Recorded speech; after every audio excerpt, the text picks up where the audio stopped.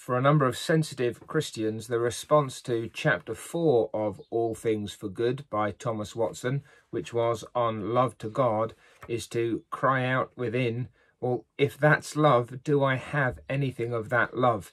And to fear, perhaps, that we lack what Watson describes.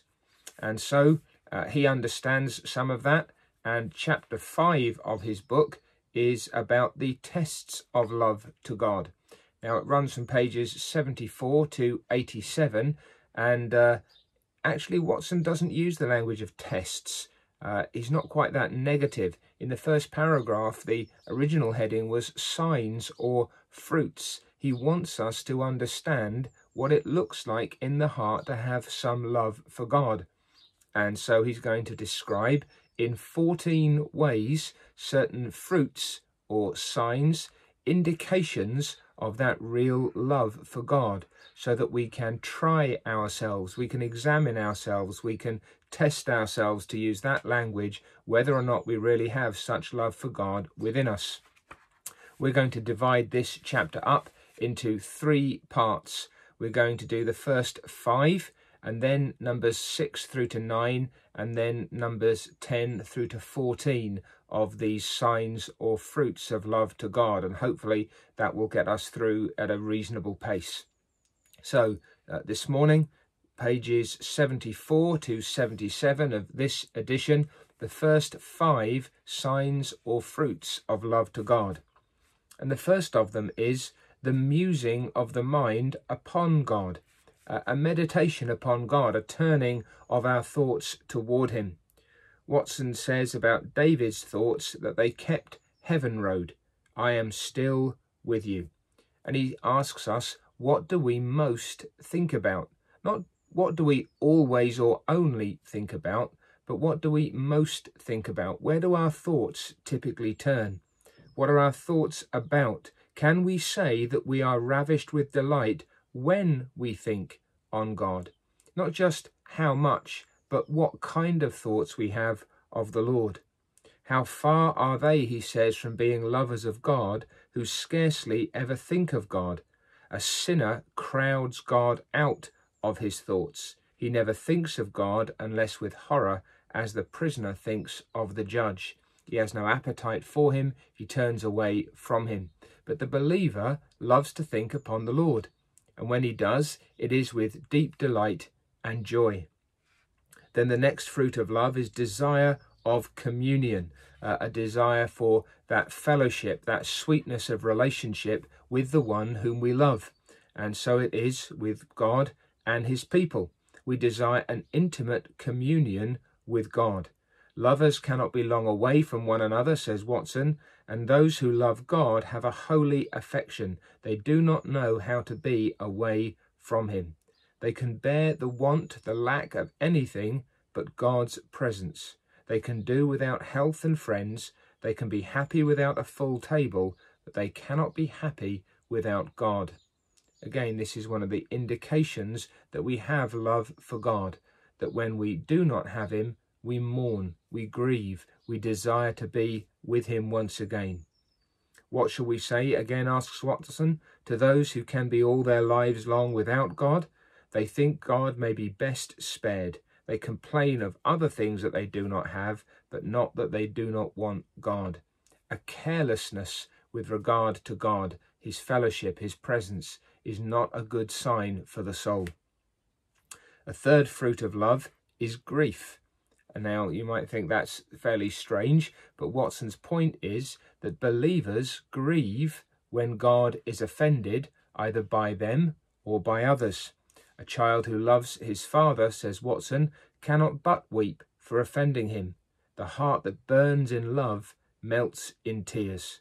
Oh, then that I should abuse the love of so dear a Saviour.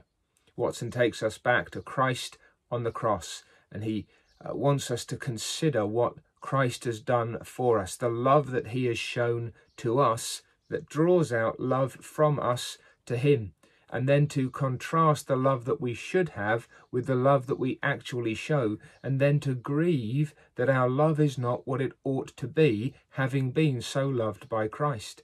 And he says that's the natural expression of love. It's one of the indications that we are distressed when the object of our love is offended by us.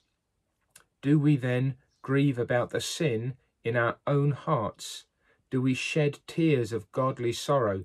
Do we grieve for our unkindness against God, our abuse of mercy, our non-improvement of talents, that is, our failure to invest the gifts we've received for the glory of God?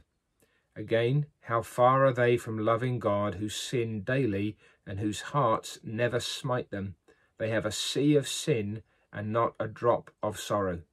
If sin doesn't bother you, then you are not a Christian, says Watson. Then another fruit of love is magnanimity. Now, you might not use that word very often. If you do today, it typically means generosity, an open-heartedness. But Watson's using it in a slightly different, maybe a slightly older sense, to describe a more noble-hearted sense of life generally. Somebody who is able to rise above troubles or to face difficulties calmly. And that's what he has in mind when he says that love is valorous, it turns cowardice into courage. Love will make one venture upon the greatest difficulties and hazards. The fearful hen will fly upon a dog or serpent to defend her young ones. It's a total mismatch, but nevertheless, because of love for her young ones, at least in that natural animal sense, the fearful hen nevertheless will defend her chicks against a far stronger enemy. And, says Watson, if that's the case in the natural world, how much more in the spiritual realm? That if we should see something or someone that we love being assaulted, we would fly to its defence regardless of who it is or what it is that comes against us. And so love infuses a spirit of gallantry and fortitude into a Christian. He who loves God will stand up in his cause and be an advocate for him. Quoting Acts 4 verse 20, we cannot but speak the things which we have seen and heard. He then who is afraid to own Christ has little love to him. As the sun expels fogs and vapours, says Watson, so divine love in a great measure expels carnal fear. Does Christ appear for us in heaven, he asks, and are we afraid to appear for him on earth? Now, the answer may be yes, I do have that fear, but the question then becomes, well, what do I do? Do I have the love? Am I growing in the love that increasingly makes me speak out and speak up when the honour of God is trampled upon? And then the fifth fruit of love that Watson identifies here is sensitiveness or sensitivity. And now he's not so much thinking about sensitivity to sin in our own hearts, but sensitivity to sin as we see it in the world around us. To see not only the banks of religion, but morality broken down and a flood of wickedness coming in. To see God's Sabbaths profaned, his oaths violated, his name dishonoured. If there is any love to God in us, we shall lay these things to heart. I think in the society, at least from which I come, we can become so accustomed to the sin that we see around us, the sin that is on our television screens and our tablets and our laptops or wherever it may be, that we almost learn just to blank it out and we become dull to sin. But, says Watson, the sin that is around us should grieve us. The ungodliness and the wickedness that we see should stir our hearts. It's a reflection of love to God. How far are they from loving God who are not at all affected with his dishonour? If we loved God, we would grieve to see his glory suffer. So, says Watson, here are some of the things, the first 5, that we can consider as indications of whether or not we truly love God.